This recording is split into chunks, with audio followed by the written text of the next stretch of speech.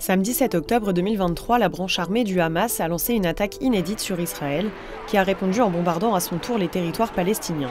Depuis, on parle partout de la bande de Gaza, de l'État hébreu ou de la Tsahal. On fait ici le point sur les termes à bien connaître pour comprendre ce qui se passe.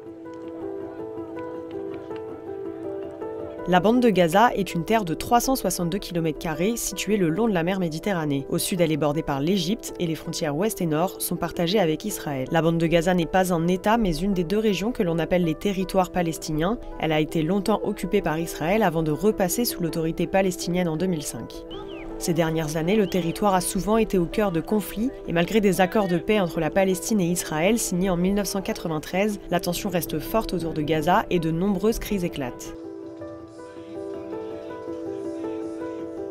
Le Hamas, ou mouvement de résistance islamique, est un mouvement islamiste palestinien né en 1987. Depuis sa création, son objectif est clair, la destruction de l'État d'Israël et l'instauration d'un État islamique de Palestine. En 2006, le Hamas a remporté les élections législatives dans la bande de Gaza, donc depuis, c'est lui qui dirige le territoire. C'est donc un mouvement politique, mais c'est aussi une branche armée très active que l'on appelle les brigades Izz al-Din al-Qassam.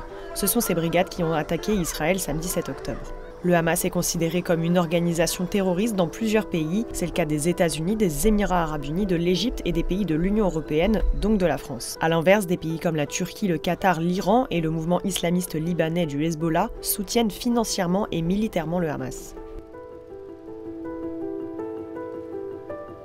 État hébreu, ça signifie État juif et ça désigne tout simplement Israël. C'est un pays du Moyen-Orient créé en 1947. À cette époque, l'Assemblée générale de l'ONU adopte une résolution qui découpe la Palestine en deux États, l'un juif, l'autre arabe. L'objectif était de donner un territoire aux juifs persécutés pendant la Seconde Guerre mondiale. Aujourd'hui, une trentaine de pays ne reconnaissent toujours pas Israël comme un État.